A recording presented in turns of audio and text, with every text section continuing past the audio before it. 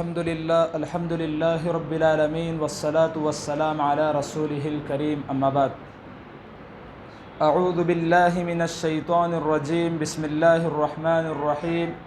یرفع اللہ الذین آمنوا منکم والذین اوتوا العلم درجات وقال النبی صلی اللہ علیہ وسلم طلب العلم فریضۃ علی کل مسلم او مسلمۃ۔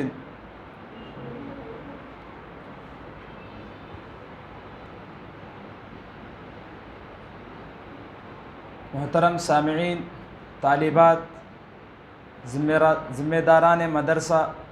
مذہب اسلام میں علم کی بہت ہی اہمیت و فضیلت وارد ہوئی ہے۔ علم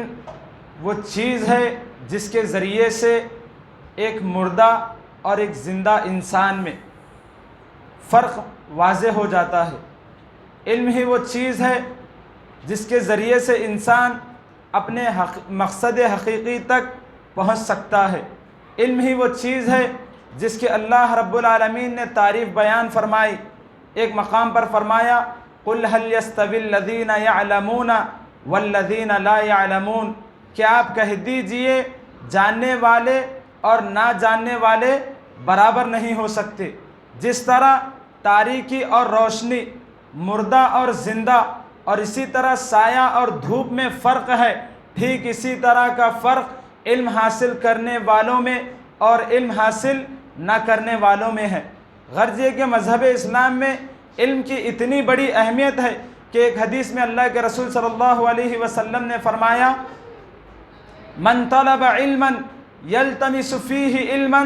سہل اللہ بہ طریقا الی الجنہ، کہ اللہ کے رسول صلی اللہ علیہ وسلم نے فرمایا کہ جو شخص علم کے حصول کے لیے نکلتا ہے، علم کے حصول کے لیے دوڑ و دھوپ کرتا ہے، علم کے حصول کے لیے محنت و مشقت کرتا ہے، تو ایسے شخص کے لیے اللہ رب العالمین جنت کا راستہ آسان فرما دیتا ہے۔ ایک اور حدیث میں اللہ کے رسول صلی اللہ علیہ وسلم نے فرمایا کہ جو علم حاصل کرتے ہیں ان کے لیے پرندے اپنے گھونسلوں میں، یہاں تک کہ آسمان و زمین کی ہر چیز ان کے استغفار کے لیے دعا کرتی ہے، یہاں تک کہ مچھلیاں پانی میں ان کے لیے دعا کرتی ہیں۔ تو مذہب اسلام میں علم کی بہت زیادہ اہمیت و فضیلت ہے، یہ اپنی جگہ مسلم، لیکن اس علم کی اشاعت کے لیے، اس علم کو پھیلانے کے لیے دو سب سے جو مؤثر اور اہم ترین ذریعے ہیں، ایک ہے تقریر کا ذریعہ اور ایک ہے تحریر کا ذریعہ۔ تو الحمدللہ اسی تقریر کے ذریعہ کو بڑھانے کے لیے اور اس میں نمایاں خصوصیات اور خوبی پیدا کرنے کے لیے مدرسے نے اس اجلاس کا اہتمام کیا۔ الحمدللہ مدرسے کی طالبات نے اس میں بڑھ چڑھ کر حصہ لیتے ہوئے بہترین طریقے سے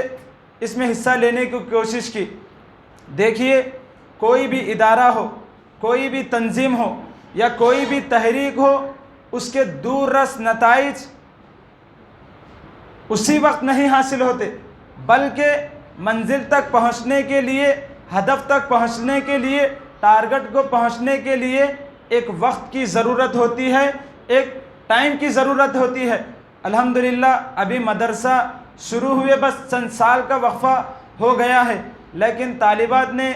جو مظاہرہ کیا، جو حصہ لیا، الحمدللہ اس سے ہم یہ اندازہ لگا سکتے ہیں کہ مستقبل میں اس ادارے سے انشاءاللہ بہترین طور پر دینی خدمات لی جا سکتی ہیں۔ آخر میں اللہ رب العالمین سے دعا ہے کہ اللہ تعالی ہم تمام کو علم کی نشر و اشاعت میں، علم کے حصول میں بھرپور طریقے سے حصہ لینے کی توفیق عطا فرمائے۔ میں آخر میں امیر محترم جناب شفیق عالم جامی حفظہ اللہ اور پھر اس طریقے سے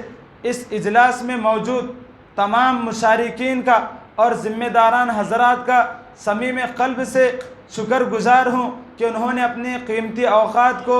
ہمارے اوپر لگاتے ہوئے اس اجلاس میں شرکت کی۔